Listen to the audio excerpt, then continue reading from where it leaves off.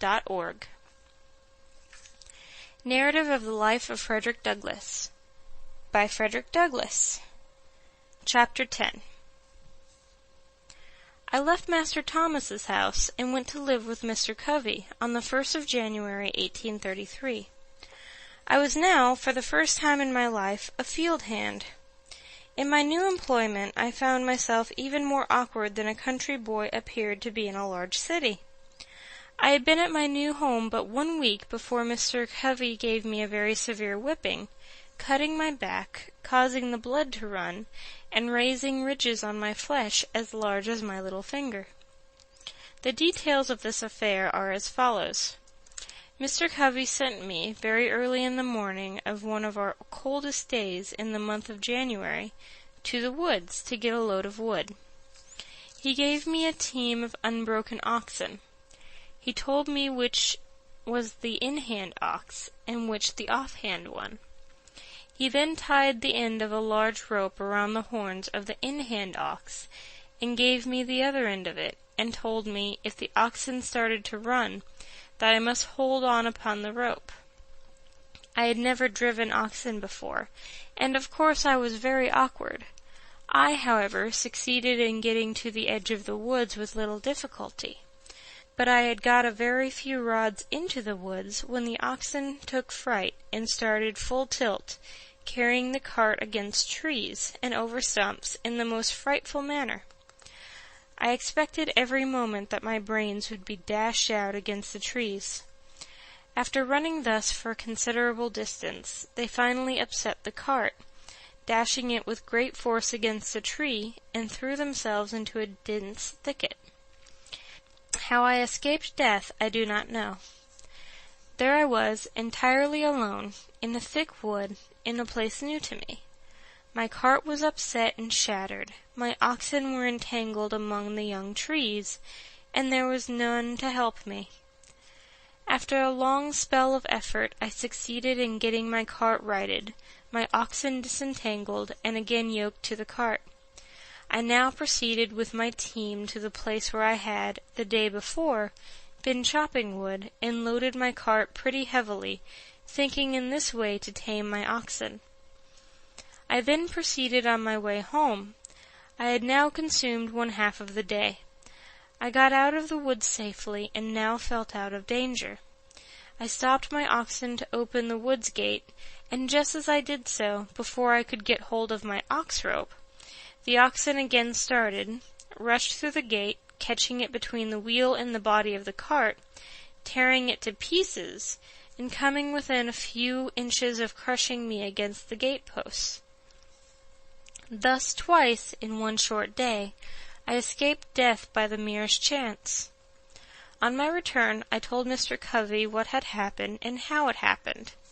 He ordered me to return to the woods again immediately. I did so, and he followed on after me.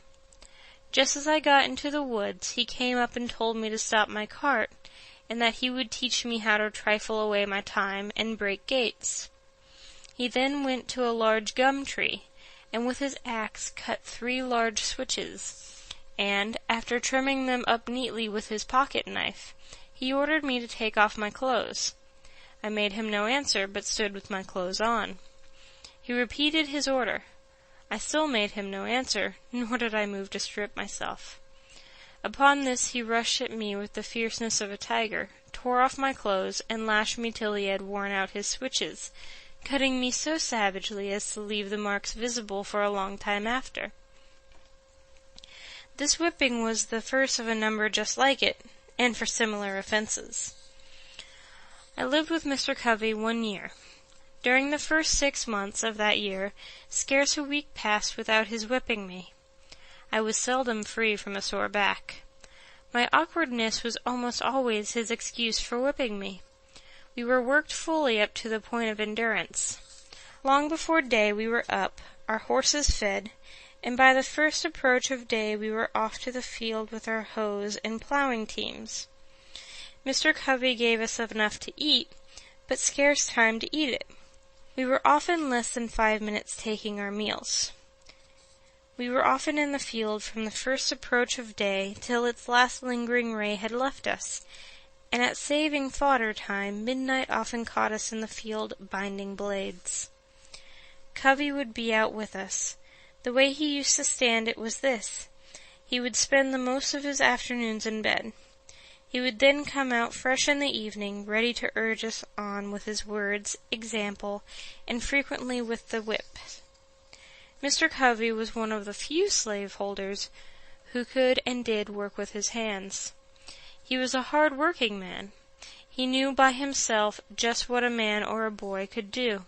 There was no deceiving him. His work went on in his absence almost as well as in his presence, and he had the faculty of making us feel that he was ever present with us. This he did by surprising us. He seldom approached the spot where we were at work openly, if he could do it secretly. He always aimed at taking us by surprise. Such was his cunning that we used to call him, among ourselves, the snake. When we were at work in the cornfield, he would sometimes crawl on his hands and knees to avoid detection, and all at once he would rise nearly in our midst and scream out, "Ha ha! Come, come! Dash on, dash on!" This being his mode of attack, it was never safe to stop a single minute. His comings were like a thief in the night. He appeared to us as being ever at hand. He was under every tree, behind every stump, in every bush, and at every window, on the plantation. He would sometimes mount his horse, as if bound to St. Michael's, a distance of 7 miles, and in half an hour afterwards you would see him coiled up in the corner of the wood fence, watching every motion of the slaves. He would, for this purpose, leave his horse tied up in the woods. Again, he would sometimes walk up to us, and give us orders as though he was upon the point of starting on a long journey, turn his back upon us, and make as though he was going to the house to get ready, and, before he would get halfway thither, he would turn short and crawl into a fence corner or behind some tree, and there watch us till the going down of the sun. Mr. Covey's forte consisted in his power to deceive. His life was devoted to planning and perpetrating the grossest deceptions. Everything he possessed, in the shape of learning or religion, he made conform to his disposition to deceive. He seemed to think himself equal to deceiving the Almighty. He would make a short prayer in the morning, and a long prayer at night, and strange as it may seem, few men would at times appear more devotional than he. The exercises of his family devotions were always commenced with singing, and, as he was a very poor singer himself, the duty of raising the hymn generally came upon me. He would read his hymn and nod at me to commence. I would at times do so, at others I would not. My non-compliance would almost always produce much confusion. To show himself independent of me, he would start and stagger through his hymn in the most discordant manner. In this state of mind he prayed with more than ordinary spirit. Poor man! Such was his disposition and success at deceiving. I do verily believe that he sometimes deceived himself into the solemn belief that he was a sincere worshipper of the Most High God, and this too at a time when he may be said to have been guilty of compelling his woman slave to commit the sin of adultery. The facts in this case are these. Mr. Covey was a poor man. He was just commencing in life. He was only able to buy one slave, and, shocking as is the fact, he bought her, as he said, for a breeder. This woman was named Caroline. Mr. Covey bought her from Mr. Thomas Lowe, about 6 miles from St. Michael's. She was a large, able-bodied woman, about 20 years old. She had already given birth to one child, which proved her to be just what he wanted. After buying her, he hired a married man of Mr. Samuel Harrison to live with him 1 year, and him he used to fasten up with her every night. The result was that, at the end of the year, the miserable woman gave birth to twins. At this result Mr. Covey seemed to be highly pleased, both with the man and the wretched woman. Such was his joy, and that of his wife. that nothing they could do for Caroline during her confinement was too good, or too hard, to be done. The children were regarded as being quite an addition to his wealth. If at any one time of my life more than another I was made to drink the bitterest dregs of slavery, that time was during the first 6 months of my stay with Mr. Covey. We were worked in all weathers. It was never too hot or too cold. It could never rain, blow, hail, or snow too hard for us to work in the field. Work, work, work was scarcely more the order of the day than of the night. The longest days were too short for him, and the shortest nights too long for him. I was somewhat unmanageable when I first went there, but a few months of this discipline tamed me. Mr. Covey succeeded in breaking me. I was broken in body, soul, and spirit. My natural elasticity was crushed, my intellect languished. The disposition to read departed. The cheerful spark that lingered about my eye died. The dark night of slavery closed in upon me, and behold a man transformed into a brute. Sunday was my only leisure time. I spent this in a sort of beast-like stupor, between sleep and wake, under some large tree. At times I would rise up, a flash of energetic freedom would dart through my soul, accompanied with a faint beam of hope, that flickered for a moment and then vanished. I sank down again, mourning over my wretched condition. I was sometimes prompted to take my life, and that of Covey, but was prevented by a combination of hope and fear. My sufferings on this plantation seemed now like a dream rather than a stern reality. Our house stood within a few rods of the Chesapeake Bay, whose broad bosom was ever white with sails from every quarter of the habitable globe. Those beautiful vessels, robed in purest white, so delightful to the eye of freemen, were to me so many shrouded ghosts, to terrify and torment me with thoughts of my wretched condition. I have often, in the deep stillness of a summer's Sabbath, stood all alone upon the lofty banks of that noble bay, and traced, with saddened heart and tearful eye, the countless number of sails moving off to the mighty ocean. The sight of these always affected me powerfully. My thoughts would compel utterance, and there, with no audience but the Almighty, I would pour out my soul's complaint, in my rude way, with an apostrophe to the moving multitude of ships. You are loosed from your moorings, and are free. I am fast in my chains, and am a slave. You move merrily before the gentle gale, and I sadly before the bloody whip. You are freedom's swift-winged angels that fly around the world.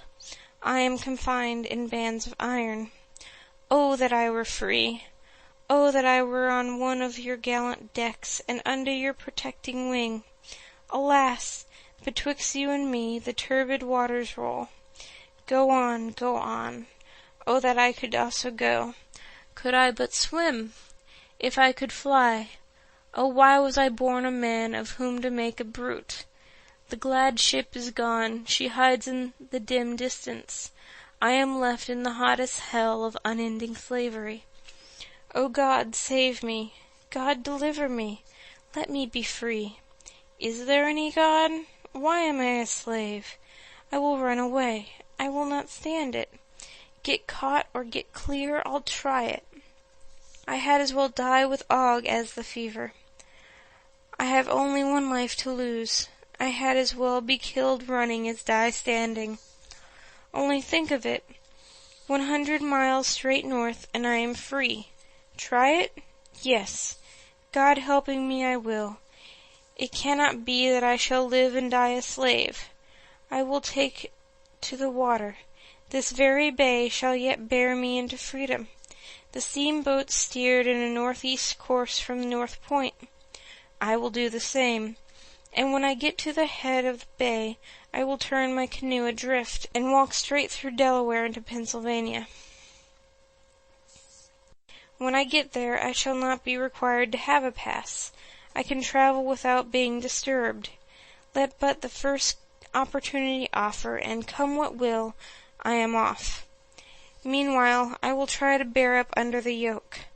I am not the only slave in the world. Why should I fret? I can bear as much as any of them. Besides, I am but a boy, and all boys are bound to someone.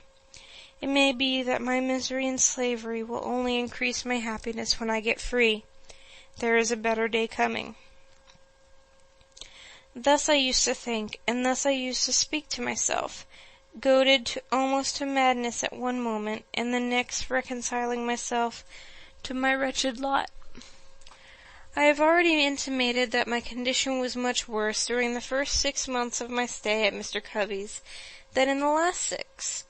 The circumstances leading to the change in Mr. Covey's course toward me form an epoch in my humble history. You have seen how a man was made a slave.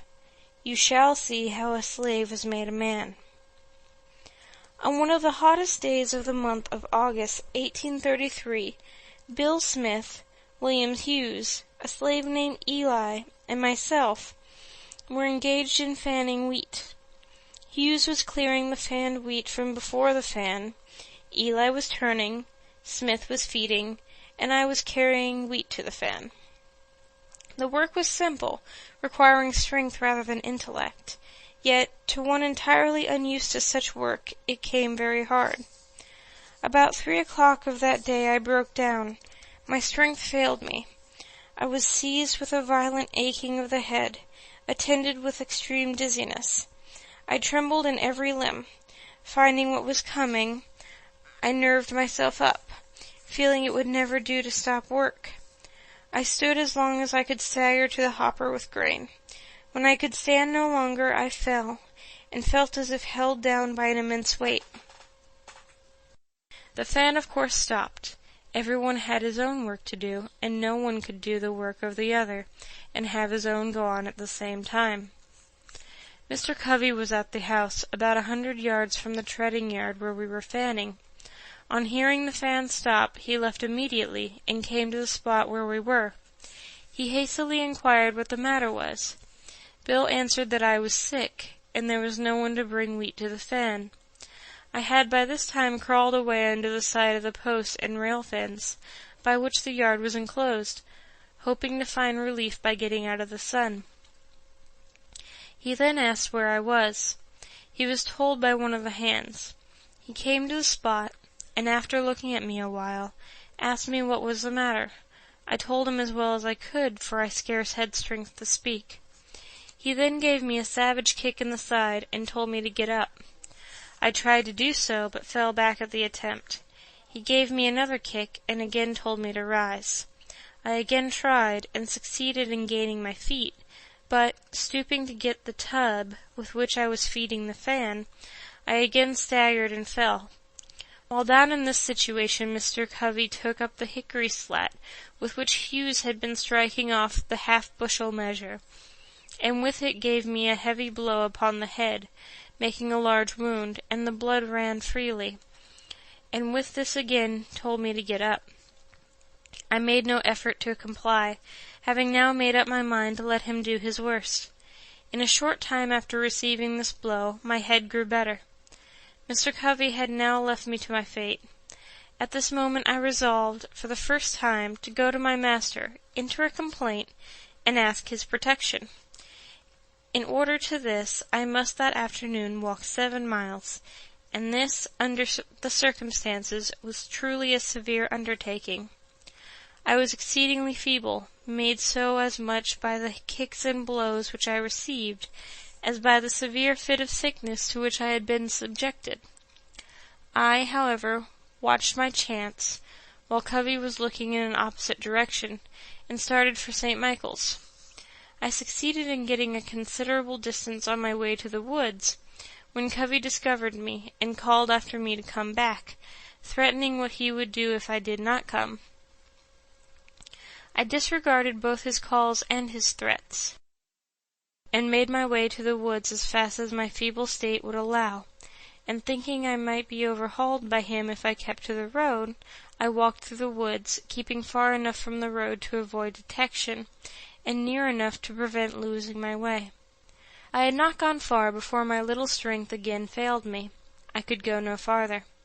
I fell down and lay for a considerable time. The blood was yet oozing from the wound on my head. For a time I thought I should bleed to death, and think now that I should have done so, but that the blood so matted my hair as to stop the wound. After lying there about 3/4 of an hour, I nerved myself up again, and started on my way, through bogs and briars, barefooted and bareheaded, tearing my feet sometimes at nearly every step, and after a journey of about 7 miles, occupying some 5 hours to perform it, I arrived at a master's store. I then presented an appearance enough to affect any but a heart of iron. From the crown of my head to my feet I was covered with blood. My hair was all clotted with dust and blood. My shirt was stiff with blood. My legs and feet were torn in sundry places with briars and thorns, and were also covered with blood. I suppose I looked like a man who escaped a den of wild beasts, and barely escaped them. In this state I appeared before my master, humbly entreating him to interpose his authority for my protection. I told him all the circumstances as well as I could, and it seemed, as I spoke, at times to affect him. He would then walk the floor, and seek to justify Covey by saying he expected I deserved it. He asked me what I wanted. I told him to let me get a new home, that as sure as I lived with Mr. Covey again, I should live with but to die with him. That Covey would surely kill me. He was in a fair way for it. Master Thomas ridiculed the idea that there was any danger of Mr. Covey's killing me, and said that he knew Mr. Covey, that he was a good man, and that he could not think of taking me from him, that, should he do so, he would lose the whole year's wages, that I belonged to Mr. Covey for 1 year, and that I must go back to him, come what might, and that I must not trouble him with any more stories, or that he would himself get hold of me. After threatening me thus, he gave me a very large dose of salts, telling me that I might remain in St. Michael's that night, it being quite late, but that I must be off back to Mr. Covey's early in the morning, and that if I did not, he would get hold of me, which meant that he would whip me. I remained all night, and according to his orders I started off to Covey's in the morning, Saturday morning, wearied in body and broken in spirit. I got no supper that night, nor breakfast that morning. I reached Covey's about 9 o'clock, and just as I was getting over the fence that divided Mrs. Kemp's fields from ours, out ran Covey with his cowskin to give me another whipping. Before he could reach me, I succeeded in getting to the cornfield, and as the corn was very high, it afforded me the means of hiding. He seemed very angry, and searched for me a long time. My behavior was altogether unaccountable. He finally gave up the chase, thinking, I suppose, that I must come home for something to eat. He would give himself no further trouble in looking for me. I spent that day mostly in the woods, having the alternative before me to go home and be whipped to death, or stay in the woods and be starved to death. That night I fell in with Sandy Jenkins, a slave with whom I was somewhat acquainted. Sandy had a free wife who lived about 4 miles from Mr. Covey's, and it being Saturday, he was on his way to see her. I told him my circumstances, and he very kindly invited me to go home with him. I went home with him and talked this whole matter over, and got his advice as to what course it was best for me to pursue. I found Sandy an old adviser. He told me with great solemnity I must go back to Covey, but that before I went I must go with him into another part of the woods, where there was a certain root, which, if I might take some of it with me, carrying it always on my right side, would render it impossible for Mr. Covey or any other white man to whip me. He said he had carried it for years, and since he had done so, he had never received a blow, and never expected to while he carried it. I at first rejected the idea that the simple carrying of a root in my pocket would have any such effect as he had said, and was not disposed to take it, but Sandy impressed the necessity with much earnestness, telling me that it could do no harm if it did no good. To please him, I at length took the root, and according to his direction carried it upon my right side. This was Sunday morning. I immediately started for home, and upon entering the yard gate, out came Mr. Covey on his way to meeting. He spoke to me very kindly, bade me drive the pigs from a lot near by, and passed on towards the church. Now, this singular conduct of Mr. Covey really made me begin to think there was something in the root which Sandy had given me, and had it been on any other day than Sunday, I could have attributed to the conduct no other cause than the influence of that root, and as it was, I was half inclined to think the root to be something more than I at first had taken it to be. All went well till Monday morning. On this morning the virtue of the root was fully tested. Long before daylight I was called to go and rub, curry, and feed the horses. I obeyed, and was glad to obey, but whilst thus engaged, whilst in the act of throwing down some blades from the loft, Mr. Covey entered the stable with a long rope, and just as I was half out of the loft, he caught hold of my legs, and was about tying me. As soon as I found what he was up to, I gave a sudden spring, and as I did so, he holding to my legs, I was brought sprawling on the stable floor. Mr. Covey seemed now to think he had me, and could do what he pleased, but at this moment, from whence came the spirit, I don't know, I resolved to fight, and suiting my action to the resolution, I seized Covey hard by the throat, and as I did so I rose. He held on to me, and I to him.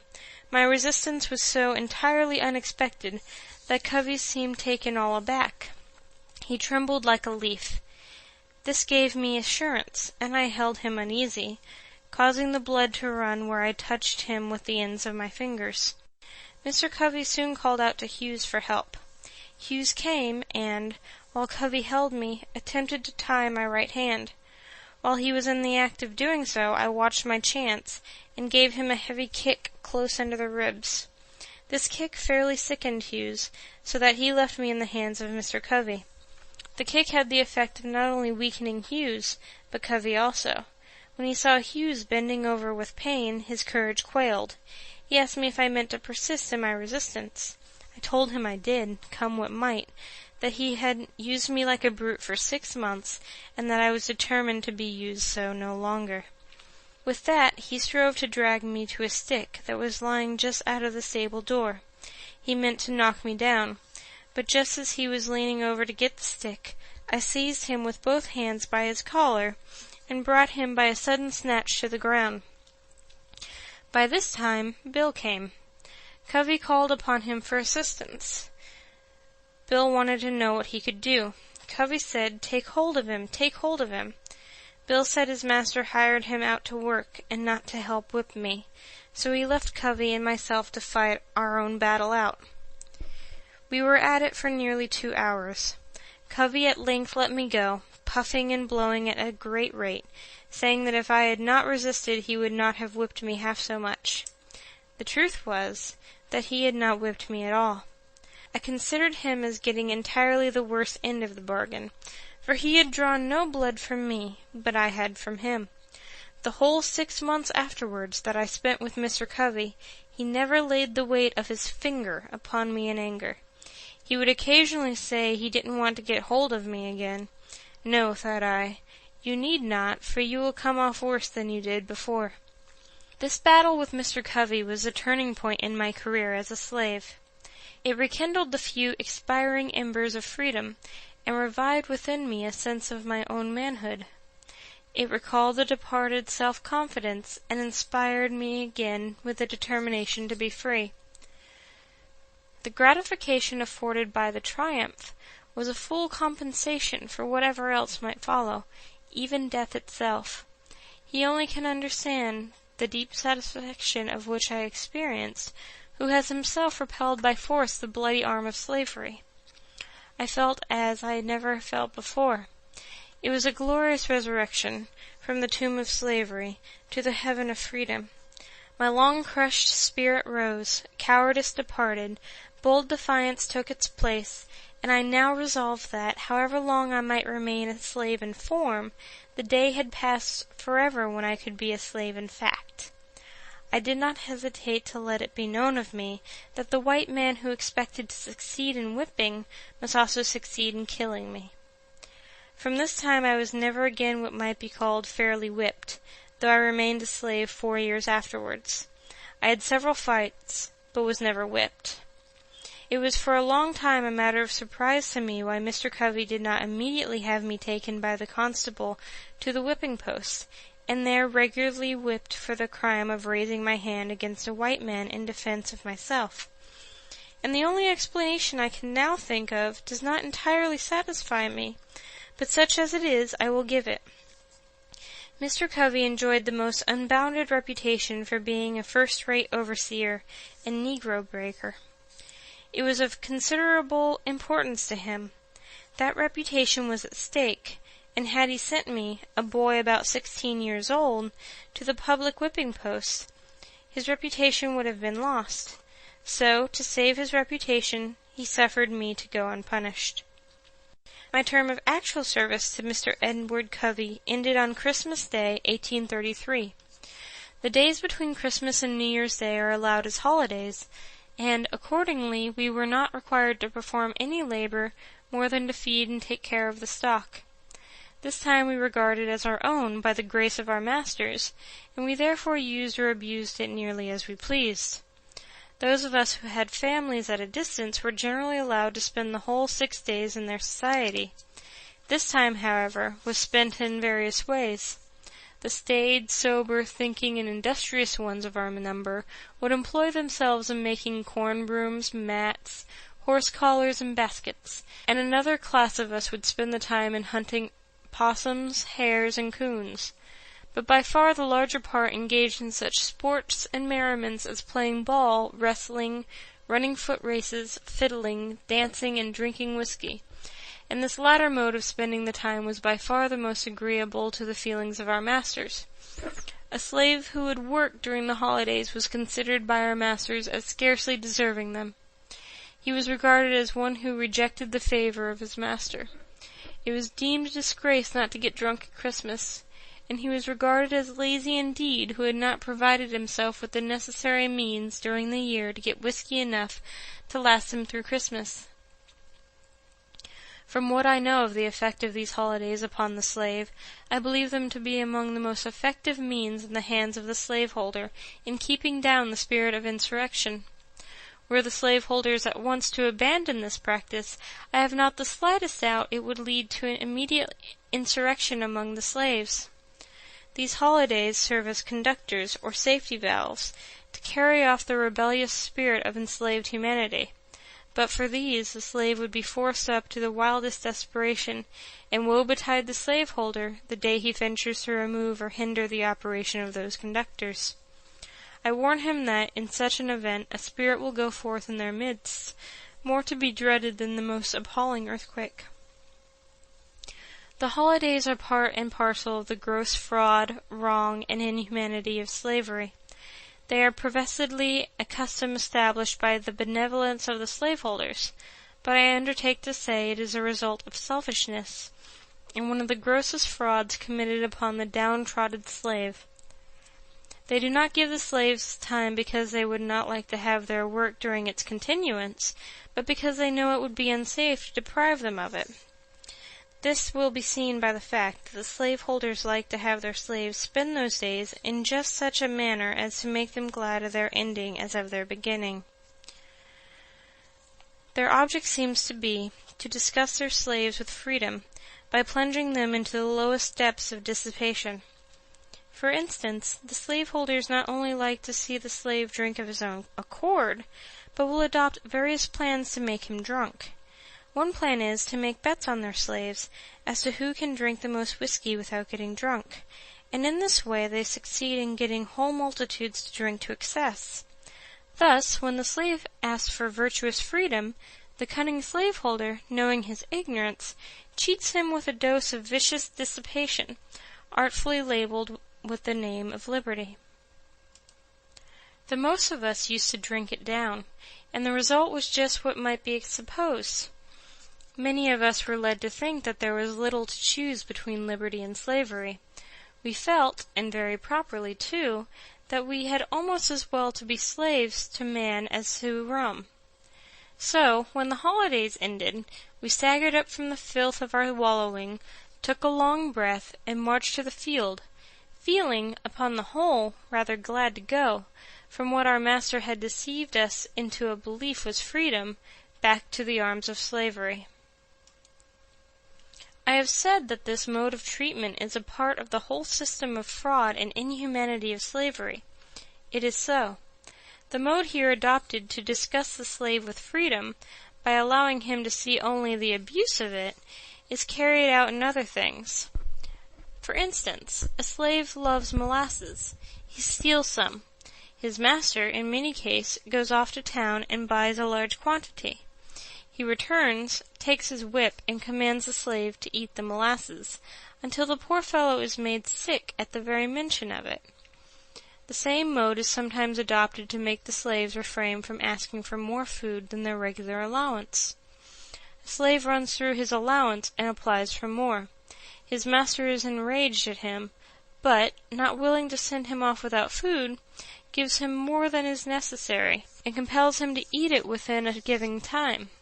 Then, if he complains that he cannot eat it, he is said to be satisfied, neither full nor fasting, and is whipped for being hard to please. I have an abundance of such illustrations of the same principle, drawn from my own observation, but think the cases I have cited sufficient. The practice is a very common one. On the 1st of January, 1834, I left Mr. Covey and went to live with Mr. William Freeland, who lived about 3 miles from St. Michael's. I soon found Mr. Freeland a very different man from Mr. Covey. Though not rich, he was what would be called an educated Southern gentleman. Mr. Covey, as I have shown, was a well-trained Negro breaker and slave driver. The former, slaveholder though he was, seemed to possess some regard for honor, some reverence for justice, and some respect for humanity. The latter seemed totally insensible to all such sentiments. Mr. Freeland had many of the faults peculiar to slaveholders, such as being passionate and fretful, but I must do him the justice to say that he was exceedingly free from those degrading vices to which Mr. Covey was constantly addicted. The one was open and frank, and we always knew where to find him. The other was a most artful deceiver, and could be understood only by such as were skilful enough to detect his cunningly devised frauds. Another advantage I gained in my new master was, he made no pretensions to, or profession of, religion, and this, in my opinion, was truly a great advantage. I assert most unhesitatingly that the religion of the South is a mere covering for the most horrid crimes, a justifier of the most appalling barbarity, a sanctifier of the most hateful frauds, and a dark shelter under which the darkest, foulest, grossest, and most infernal deeds of slaveholders find the strongest protection. Were I to be again reduced to the chains of slavery, next to that enslavement, I should regard being the slave of a religious master the greatest calamity that could befall me. For of all slaveholders with whom I have ever met, religious slaveholders are the worst. I have ever found them the meanest and basest, the most cruel and cowardly of all others. It was my unhappy lot not only to belong to a religious slaveholder, but to live in a community of such religionists. Very near Mr. Freeland lived the Reverend Daniel Whedon, and in the same neighborhood lived the Reverend Rigby Hopkins. These were members and ministers in the Reformed Methodist Church. Mr. Whedon owned, among others, a woman slave whose name I have forgotten. The woman's back for weeks was kept literally raw, made so by the lash of this merciless, religious wretch. He used to hire hands. His maxim was, behave well or behave ill. It is the duty of a master occasionally to whip a slave, to remind him of his master's authority. Such was his theory, and such his practice. Mr. Hopkins was even worse than Mr. Whedon. His chief boast was his ability to manage slaves. The peculiar feature of his government was that of whipping slaves in advance of deserving it. He always managed to have one or more of his slaves to whip every Monday morning. He did this to alarm their fears and strike terror into those who escaped. His plan was to whip for the smallest offenses, to prevent the commission of large ones. Mr. Hopkins could always find some excuse for whipping a slave. It would astonish one, unaccustomed to a slave-holding life, to see with what wonderful ease a slaveholder can find things of which to make occasion to whip a slave. A mere look, word, or motion, a mistake, accident, or want of power, are all matters for which a slave may be whipped at any time. Does the slave look dissatisfied? It is said he has a devil in him, and it must be whipped out. Does he speak loudly when spoken to by his master? Then he is getting high-minded, and should be taken down a buttonhole lower. Does he forget to pull off his hat at the approach of a white person? Then he is wanting in reverence, and should be whipped for it. Does he ever venture to vindicate his conduct, when censured for it? Then he is guilty of impudence, one of the greatest crimes of which a slave can be guilty. Does he ever venture to suggest a different mode of doing things from that pointed out by his master? He is indeed presumptuous, and getting above himself, and nothing less than a flogging will do for him. Does he, while plowing, break a plow, or while hoeing break a hoe? It is owing to his carelessness, and for it a slave must always be whipped. Mr. Hopkins could always find something of this sort to justify the use of the lash, and he seldom failed to embrace such opportunities. There was not a man in the whole country with whom the slaves who had the getting their own home would not prefer to live, rather than with this Reverend Mr. Hopkins. And yet there was not a man anywhere round who made higher professions of religion, or was more active in revivals, more attentive to the class, love feasts, prayer and preaching meetings, or more devotional in his family, that prayed earlier, later, louder, and longer, than the same Reverend slave-driver, Rigby Hopkins. But to return to Mr. Freeland, and to my experience while in his employment. He, like Mr. Covey, gave us enough to eat, but unlike Mr. Covey, he also gave us sufficient time to take our meals. He worked as hard, but always between sunrise and sunset. He required a good deal of work to be done, but gave us good tools with which to work. His farm was large, but he employed hands enough to work it, and with ease, compared with many of his neighbors. My treatment while in his employment was heavenly, compared with what I experienced at the hands of Mr. Edward Covey. Mr. Freeland was himself the owner of but 2 slaves. Their names were Henry Harris and John Harris. The rest of his hands he hired. These consisted of myself, Sandy Jenkins, and Handy Caldwell. Henry and John were quite intelligent, and in a very little while after I went there, I succeeded in creating in them a strong desire to learn how to read. This desire soon sprang up in the others also. They very soon mustered up some old spelling books, and nothing would do but that I must keep a Sabbath school. I agreed to do so, and accordingly devoted my Sundays to teaching these, my loved fellow slaves, how to read. Neither of them knew his letters when I went there. Some of the slaves of the neighboring farms found what was going on, and also availed themselves of this little opportunity to learn to read. It was understood, among all who came, that there must be as little display about it as possible. It was necessary to keep our religious masters at St. Michael's unacquainted with the fact that, instead of spending the Sabbath in wrestling, boxing, and drinking whiskey, we were trying to learn how to read the will of God, for they had much rather see us engaged in those degrading sports than to see us behaving like intellectual, moral, and accountable beings. My blood boils as I think of the bloody manner in which Messrs. Wright, Fairbanks, and Garrison West, both class leaders, in connection with many others, rushed in upon us with sticks and stones and broke up our virtuous little Sabbath school at St. Michael's, all calling themselves Christians, humble followers of the Lord Jesus Christ. But I am again digressing. I held my Sabbath school at the house of a free colored man, whose name I deem it imprudent to mention, for should it be known it might embarrass him greatly, though the crime of holding the school was committed 10 years ago. I had at one time over 40 scholars, and those of the right sort, ardently desiring to learn. They were of all ages, though mostly men and women. I look back to those Sundays with an amount of pleasure not to be expressed. They were great days to my soul. The work of instructing my dear fellow slaves was the sweetest engagement with which I was ever blessed. We loved each other, and to leave them at the close of the Sabbath was a severe cross indeed. When I think that these precious souls are today shut up in the prison house of slavery, my feelings overcome me, and I am almost ready to ask, does a righteous God govern the universe, and for what does he hold the thunders in his right hand, if not to smite the oppressor, and deliver the spoiled out of the hand of the spoiler? These dear souls came not to Sabbath school because it was popular to do so, nor did I teach them because it was reputable to be thus engaged.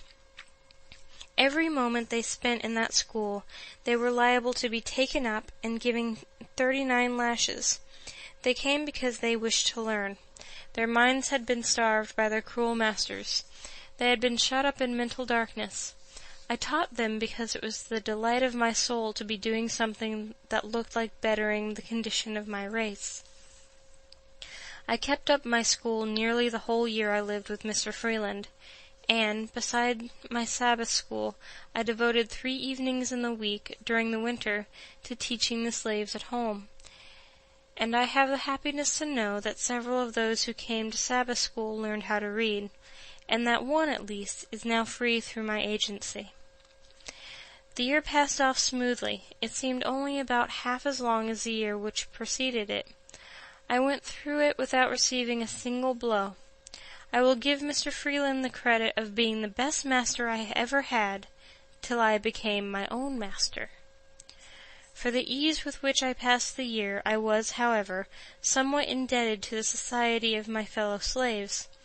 They were noble souls. They were not only possessed of loving hearts, but brave ones.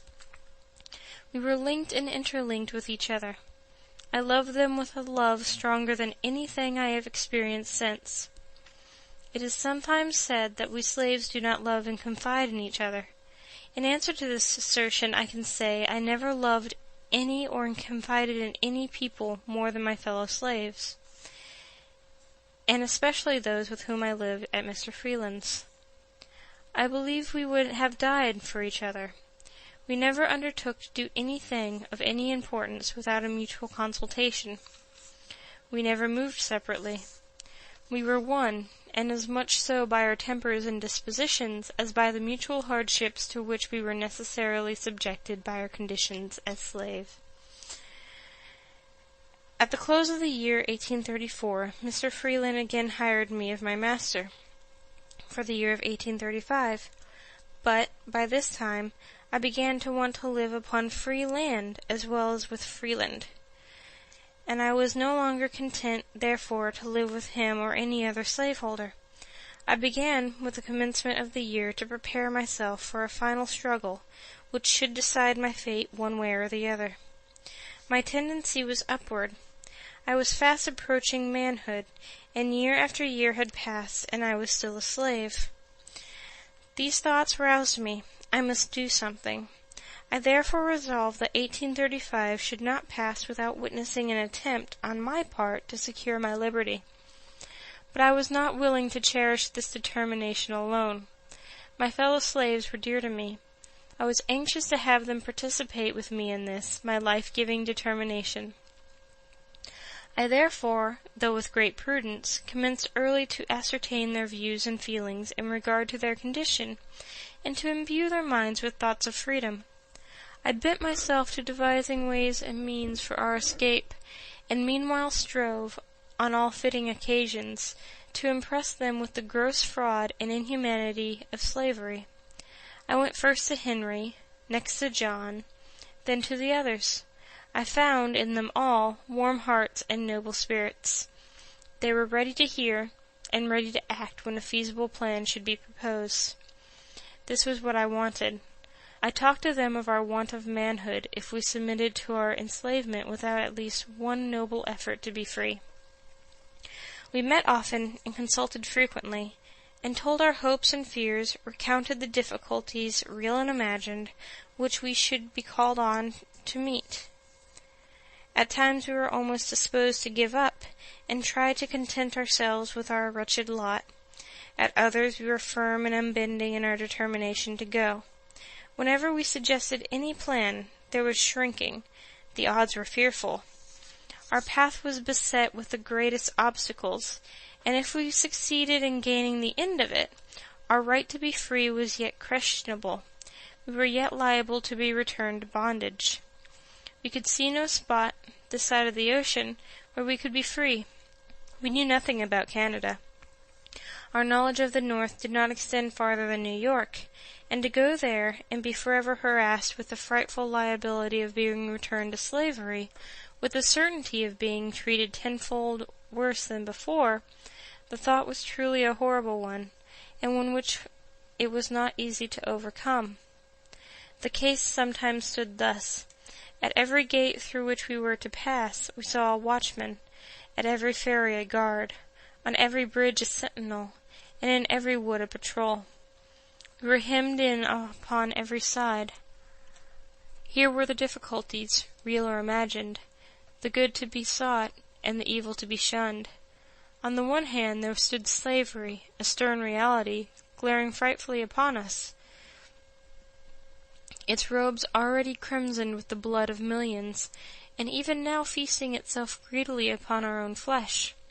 On the other hand, away back in the dim distance, under the flickering light of the North Star, behind some craggy hill or snow-covered mountain, stood a doubtful freedom, half-frozen, beckoning us to come and share its hospitality.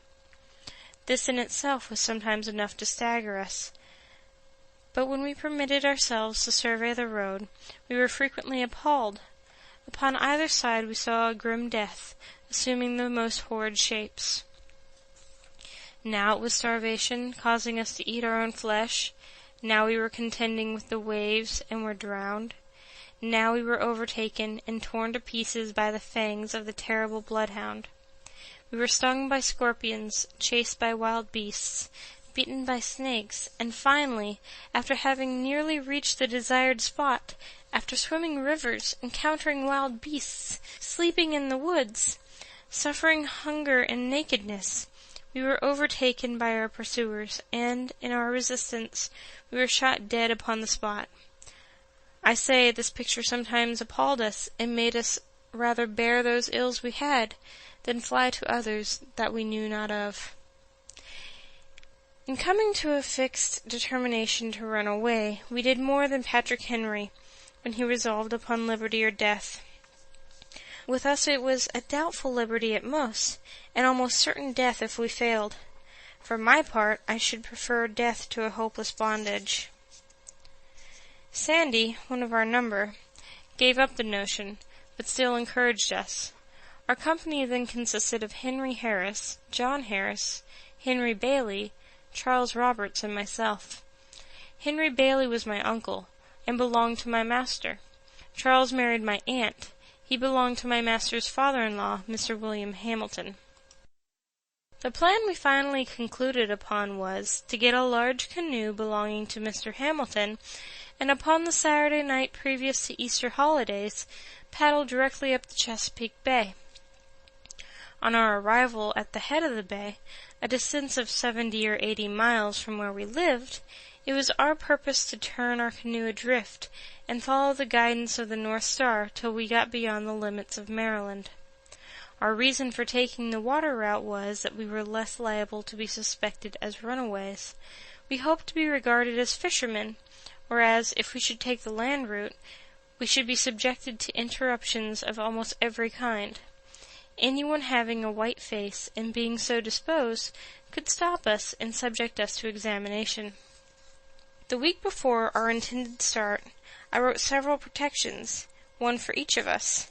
As well as I can remember, they were in the following words, to wit, "This is to certify that I, the undersigned, have given the bearer, my servant, full liberty to go to Baltimore, and spend the Easter holidays, written with mine own hand, etc., 1835, William Hamilton, near to St. Michael's, in Talbot County, Maryland. We were not going to Baltimore, but in going up the bay, we went toward Baltimore, and these protections were only intended to protect us while on the bay. As the time drew near for our departure, our anxiety became more and more intense. It was truly a matter of life and death with us. The strength of our determination was about to be fully tested. At this time, I was very active in explaining every difficulty, removing every doubt, dispelling every fear, and inspiring all with the firmness indispensable to success in our undertaking, assuring them that half was gained the instant we made the move. We had talked long enough. We were now ready to move. If not now, we never should be, and if we did not intend to move now, we had as well fold our arms, sit down, and acknowledge ourselves fit only to be slaves. This none of us were prepared to acknowledge. Every man stood firm, and at our last meeting we pledged ourselves afresh, in the most solemn manner, that at the time appointed we would certainly start in pursuit of freedom. This was in the middle of the week, at the end of which we were to be off. We went, as usual, to our several fields of labor, but with bosoms highly agitated with thoughts of our truly hazardous undertaking. We tried to conceal our feelings as much as possible, and I think we succeeded very well.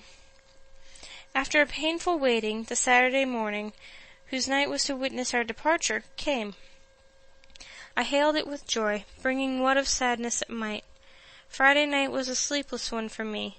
I probably felt more anxious than the rest, because I was, by common consent, at the head of the whole affair.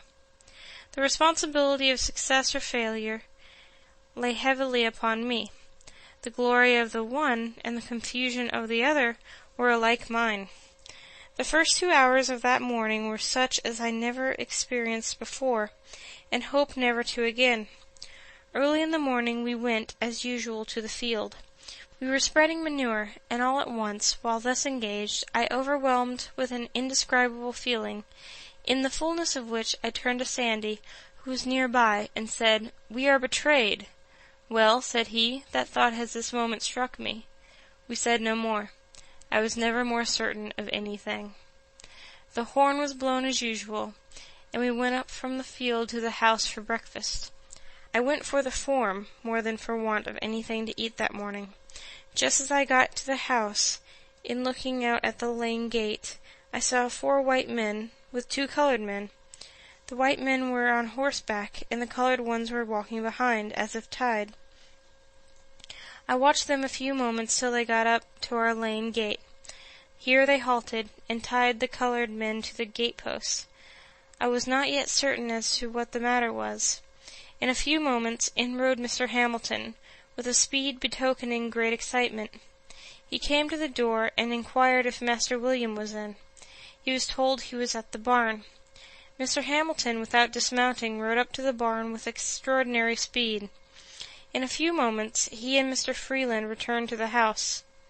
By this time the 3 constables rode up, and in great haste dismounted, tied their horses, and met Master William and Mr. Hamilton returning from the barn. And after talking a while, they all walked up to the kitchen door. There was no one in the kitchen but myself and John. Henry and Sandy were up at the barn. Mr. Freeland put his head in at the door, and called me by name, saying there were some gentlemen at the door who wished to see me. I stepped to the door, and inquired what they wanted. They at once seized me, and, without giving me any satisfaction, tied me, lashing my hands closely together. I insisted upon knowing what the matter was. They at length said that they had learned that I had been in a scrape, and that I was to be examined before my master, and if their information proved false, I should not be hurt. In a few moments they succeeded in tying John. They then turned to Henry, who had by this time returned, and commanded him to cross his hands. "I won't," said Henry, in a firm tone, indicating his readiness to meet the consequences of his refusal. "Won't you?" said Tom Graham, the constable. "No, I won't," said Henry, in a still stronger tone. With this 2 of the constables pulled out their shining pistols, and swore by their Creator that they would make him cross his hands or kill him. Each cocked his pistol, and, with fingers on the trigger, walked up to Henry, saying, at the same time, if he did not cross his hands, they would blow his damned heart out. "Shoot me, said Henry. "You can't kill me but once. Shoot, and be damned. I won't be tied." This he said in a tone of loud defiance, and at the same time, with a motion as quick as lightning, he with one single stroke dashed the pistols from the hand of each constable. As he did this, all hands fell upon him, and after beating him some time, they finally overpowered him, and got him tied. During the scuffle, I managed, I know not how, to get my pass out, and, without being discovered, put it into the fire. We were all now tied, and just as we were to leave for Easton jail, Betsy Freeland, mother of William Freeland, came to the door with her hands full of biscuits, and divided them between Henry and John. She then delivered herself of a speech to the following effect. Addressing herself to me, she said, "You devil, you yellow devil, it was you that put it into the heads of Henry and John to run away. But for you, you long-legged mulatto devil, Henry nor John would never have thought of such a thing." I made no reply, and was immediately hurried off towards St. Michael's. Just a moment previous to the scuffle with Henry, Mr. Hamilton suggested the propriety of making a search for the protections which he had understood Frederick had written for himself and the rest. But just at the moment he was about carrying his proposal into effect, his aid was needing in helping to tie Henry, and the excitement attending the scuffle caused them either to forget or to deem it unsafe, under the circumstances, to search. So we were not yet convicted of the intention to run away. When we got about halfway to St. Michael's, while the constables having us in charge were looking ahead, Henry inquired of me what he should do with his pass. I told him to eat it with his biscuit, and own nothing, and we passed the word around, own nothing. And own nothing, said we all. Our confidence in each other was unshaken. We were resolved to succeed or fail together, after the calamity had befallen us as much as before. We were now prepared for anything. We were to be dragged that morning 15 miles behind horses, and then to be placed in the Easton jail. When we reached St. Michael's, we underwent a sort of examination. We all denied that we ever intended to run away. We did this more to bring out the evidence against us than from any hope of getting clear of being sold, for, as I have said, we were ready for that. The fact was, we cared but little where we went, so we went together. Our greatest concern was about separation. We dreaded that more than anything this side of death. We found the evidence against us to be the testimony of one person.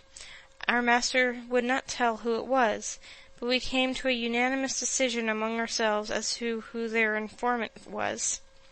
We were sent off to the jail at Easton. When we got there, we were delivered up to the sheriff, Mr. Joseph Graham, and by him placed in jail. Henry, John, and myself were placed in one room together, Charles and Henry Bailey in another. Their object in separating us was to hinder concert.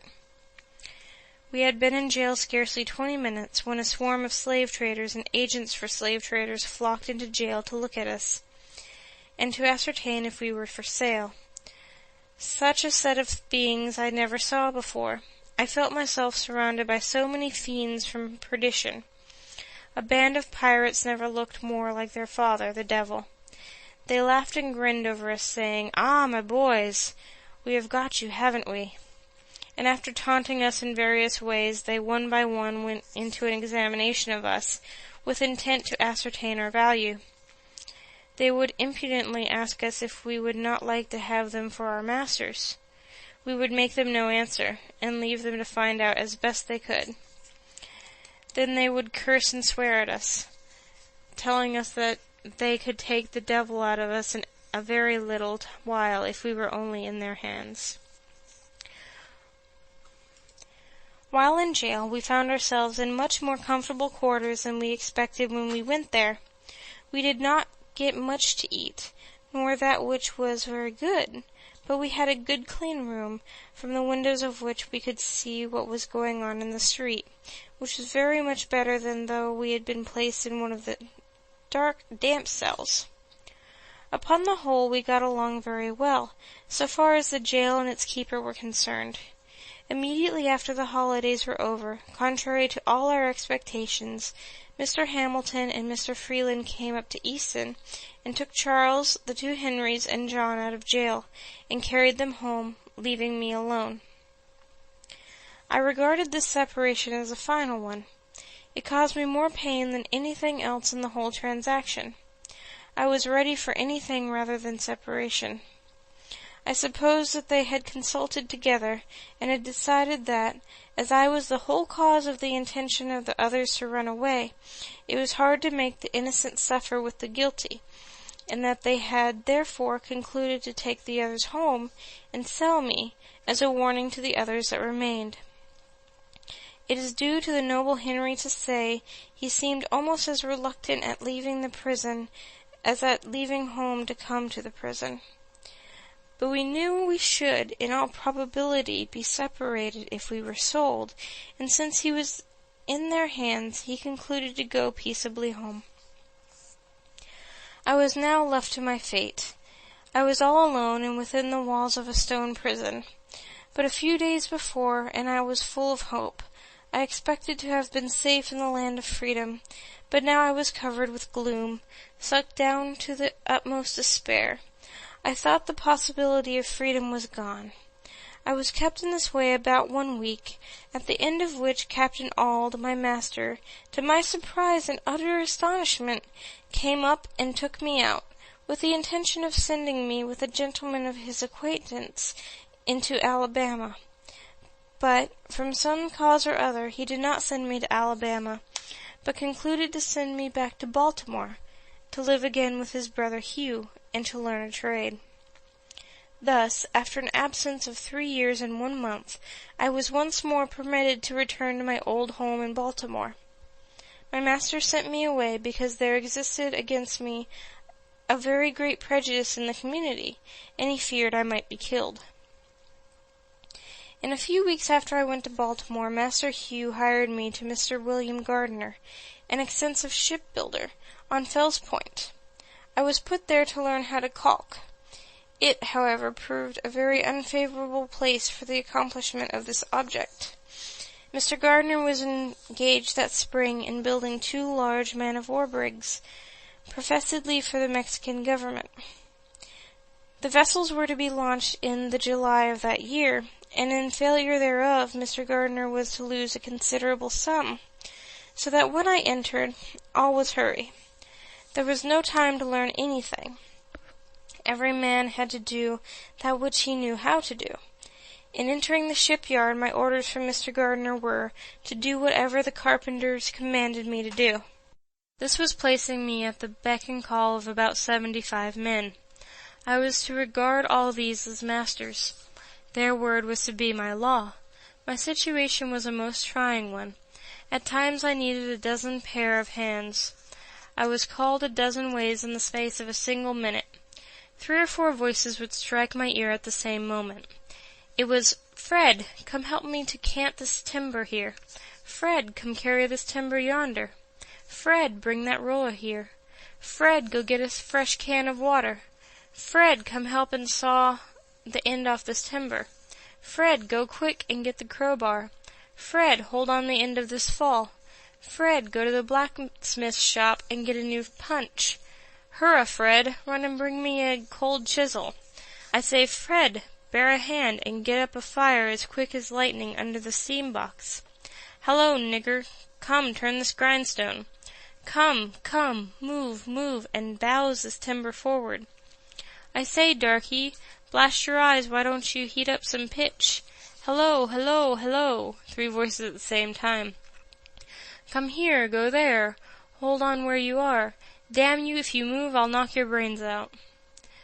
This was my school for 8 months, and I might have remained there longer, but for a most horrid fight I had with 4 of the white apprentices, in which my left eye was nearly knocked out, and I was horribly mangled in other respects. The facts in the case were these.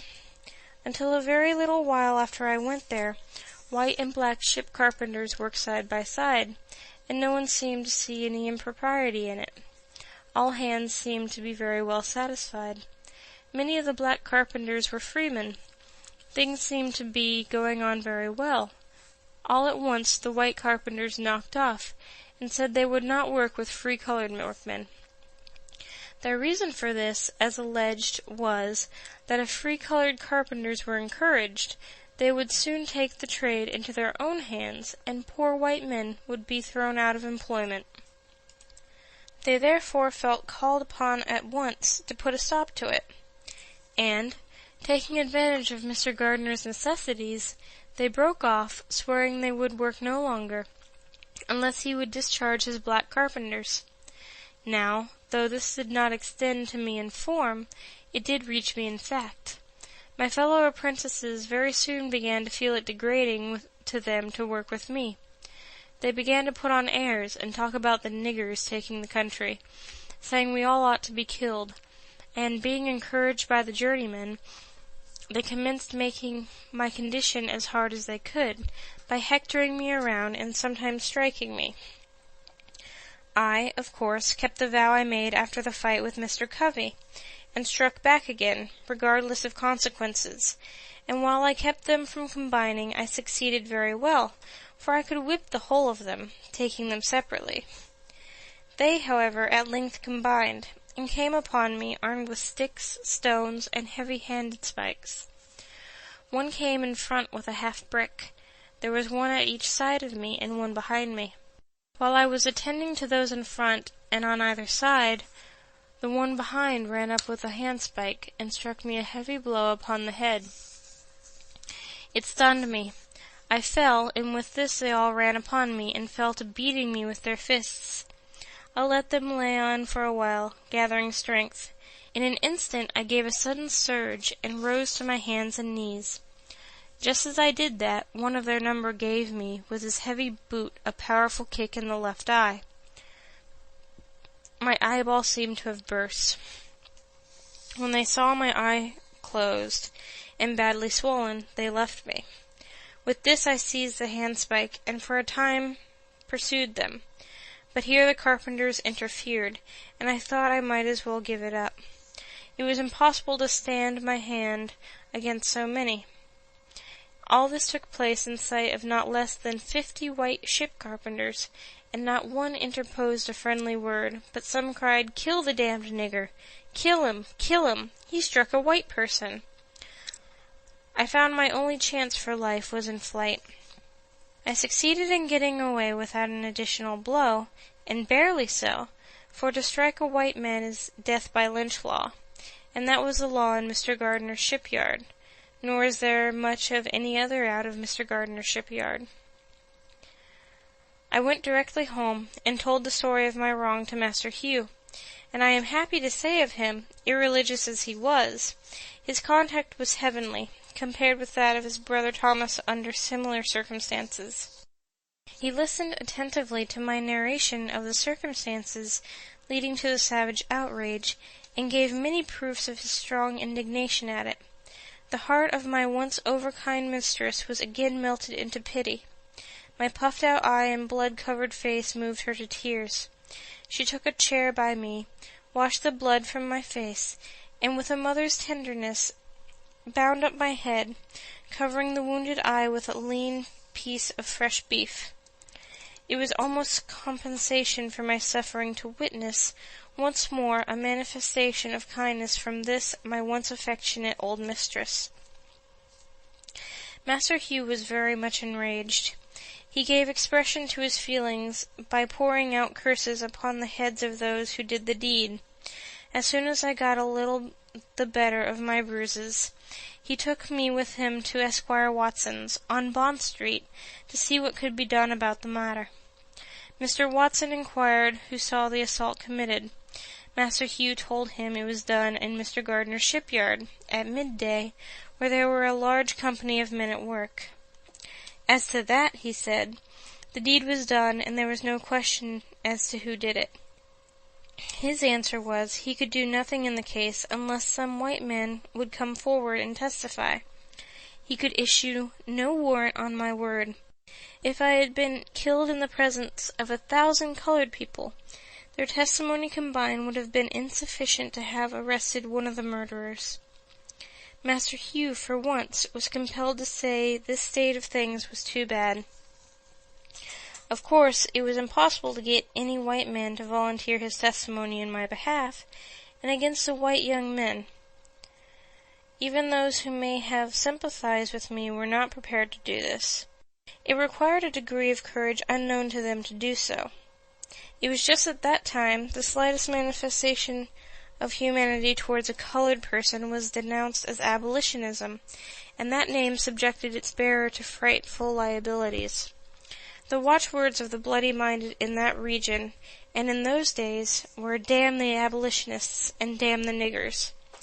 There was nothing done, and probably nothing would have been done, if I had been killed. Such was, and such remains, the state of things in the Christian city of Baltimore. Master Hugh, finding he could get no redress, refused to let me go back again to Mr. Gardiner. He kept me himself, and his wife dressed my wound till I was again restored to health. He then took me into the shipyard of which he was foreman, in the employment of Mr. Walter Price. There I was immediately set to caulking, and very soon learned the art of using my mallet and irons. In the course of 1 year from the time I left Mr. Gardiner's, I was able to command the highest wages given to the most experienced caulkers. I was now of some importance to my master. I was bringing him from $6 to $7 per week. I sometimes brought him $9 per week. My wages were $1.50 a day. After learning how to caulk, I sought my own employment, made my own contracts, and collected the money which I earned. My pathway became much more smooth than before. My condition was now much more comfortable. When I could get no caulking to do, I did nothing. During these leisure times, those old notions about freedom would steal over me again. When in Mr. Gardiner's employment, I was kept in such a perpetual whirl of excitement, I could think of nothing, scarcely, but my life, and in thinking of my life, I almost forgot my liberty. I have observed this in my experience of slavery, that whenever my condition was improved, instead of its increasing my contentment, it only increased my desire to be free, and set me to thinking of plans to regain my freedom. I have found that, to make a contented slave, it is necessary to make a thoughtless one. It is necessary to darken his moral and mental vision, and, as far as is possible, to annihilate the power of reason. He must be able to detect no inconsistencies in slavery. He must be made to feel that slavery is right, and he can be brought to that only when he ceases to be a man. I was now getting, as I have told, $1.50 per day. I contracted for it. I earned it. It was paid to me. It was rightfully my own. Yet, upon each returning Saturday night, I was compelled to deliver every cent of that money to Master Hugh. And why? Not because he earned it, not because he had any hand in earning it, not because I owed it to him, nor because he possessed the slightest shadow of a right to it, but solely because he had the power to compel me to give it up. The right of the grim-visaged pirate upon the high seas is exactly the same. End of Chapter 10. This recording by Jeanette Ferguson on June 16th, 2007.